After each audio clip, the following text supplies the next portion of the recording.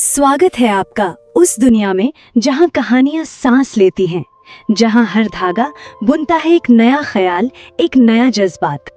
क्या आप तैयार हैं अपने मन के दरवाजे खोलने के लिए?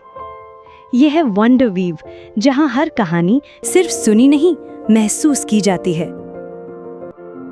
ये कहानी उत्तर भारत के पुराने गांव शिवपुर में रहने वाले एक लड़के और उसकी जादुई पेन की है। उस गांव में एक पुरानी हवेली में अथर्व नाम का 13 साल का लड़का अपने दादाजी के साथ रहता था। गांव में बारिश की झड़ी लगी हुई थी, हवेली की छत से पानी टपक रहा था और अथर्व अपने दादाजी के पुराने हवेली के स्टोर रूम में छुपकर एक पुरानी किताब पढ़ रहा था। तभी एक बक्से में उसे एक चमकता हुआ सुनहरा पेन मिला। अथर्व ने दादाजी को देखा और पास में रखे बॉक्स से एक सुनहरी पुरानी पेन, जो देखने में सुंदर लग रही थी, निकाल कर दादाजी को दिखाते हुए उत्साहित होकर पूछता है, दादाजी, ये पेन बहुत अलग लग रहा है।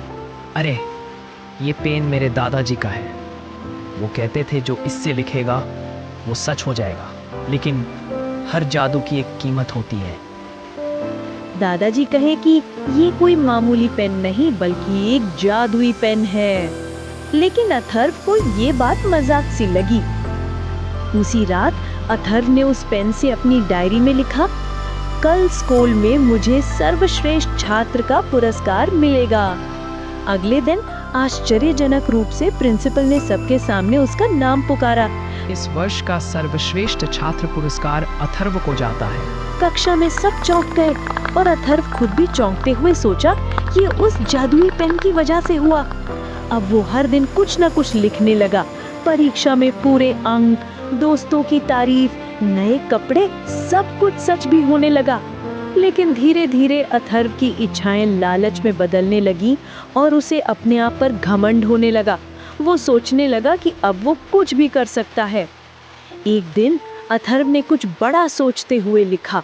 उस रात अथर्व बहुत बेचैन रहा और अगली सुबह के बारे में सोचते सोचते सो गया। उस रात अथर्व ने एक सपना देखा।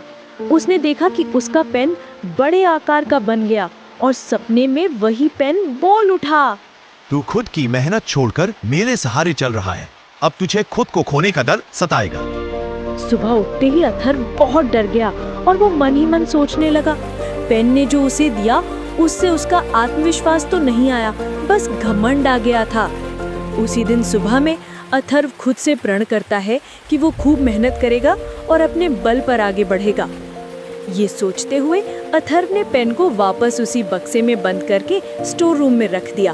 अब वो फिर से किताबें पढ़ता है, खुद मेहनत करता है, लेकिन उसकी डायरी के अंतिम पन्ने पर अब भी एक लाइन लिखी है, सच्चा जादू मेहनत में छुपा है, पेन में नहीं। कहानियां कभी खत्म नहीं होती और ना ही जादू। अगर आपको ये कहानी पसंद आई तो हमारे वंडर वीव परिवार में शामिल हों। अभी सब्सक्राइब करें और उस घंटी के आइकॉन को दबाएं ताकि आप कोई नई कहानी मिस ना करें।